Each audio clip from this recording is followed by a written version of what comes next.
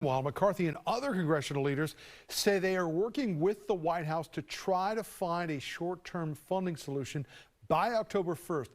If they do not do that, there is going to be a government shutdown. For more on this, we want to welcome back in Ryan Teague Beckwith. He is a national politics reporter with Bloomberg government. And, you know, Ryan, we have talked, constantly at this table about government shutdowns. Is one going to happen? Is one not going to happen?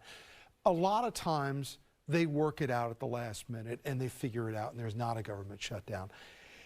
I keep hearing from folks on the Hill, this time it's a little different. And because if it's uncertainty in the Republican caucus right now about whether or not they can get a deal that satisfies right-wing Republicans, but also will get enough Democratic support. What are you hearing about, and how much stock should we put into these confident declarations that they're going to get a short-term done deal and we won't have to worry about this? Well, I don't think that anyone in leadership on either side wants a shutdown. The problem is that they're playing with a very narrow margin. So this is basically like when you have a 7th grader who always waits till the last minute to do their homework, and you kind of like hope they're gonna get it done, but every now and then they spring on you some last minute thing like, oh, there's a big report due tomorrow. I didn't tell you about that.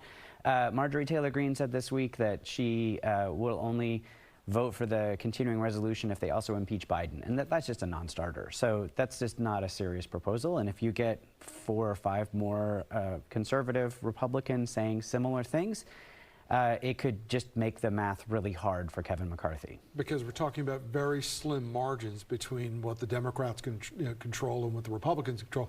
They need to get both, right? This can't be one party or the other. Yeah, it still has to get through the Senate, and so anything that's too partisan from one side or the other is too hard, and anything that would be too favorable to Democrats is gonna put McCarthy's job at risk. He needs those conservative Republicans to continue to support him so that he can do his job as Speaker in other ways. And the thing that people need to remember is McCarthy has to be careful here, because written into the code of his speakership was this deal that any one of the members in his own caucus could step up and call for a vote on whether he should retain his speakership or not. Right. The problem for conservatives has been that they don't have a person lined up that could get the votes to replace him. So that ultimately would be a losing play for them at this point. It's there as a sort of a threat, but it's a threat they can't really act on. All right.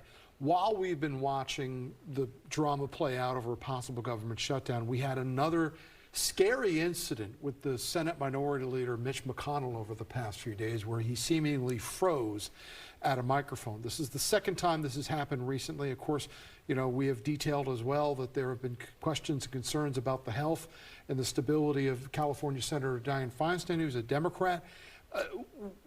There was a period of time when this first started with Mitch McConnell that Republicans didn't want to talk about maybe there should be a successor.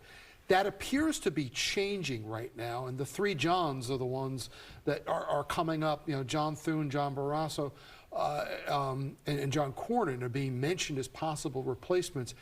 Is there any kind of undertow right now in the Republican Senate world of maybe it's time for Mitch McConnell to hand over the reins of power?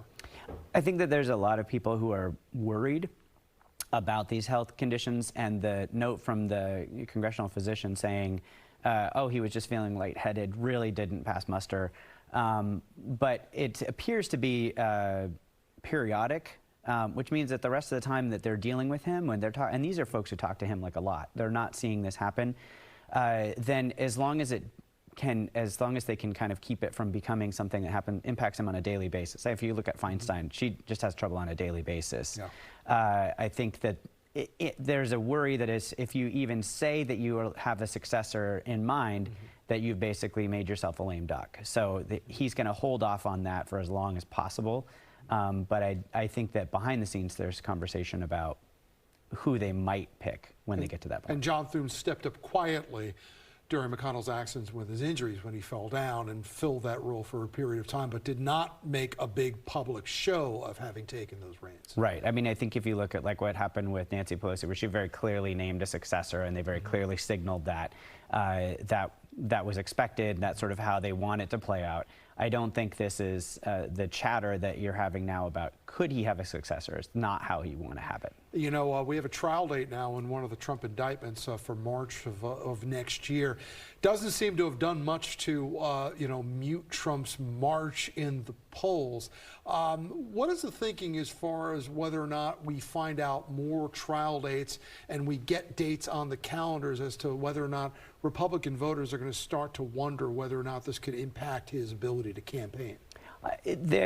Clearly, it already has impacted his ability to campaign, because if you look at the pace of events that he's had, it's much lower than in the past. He's not doing as many rallies.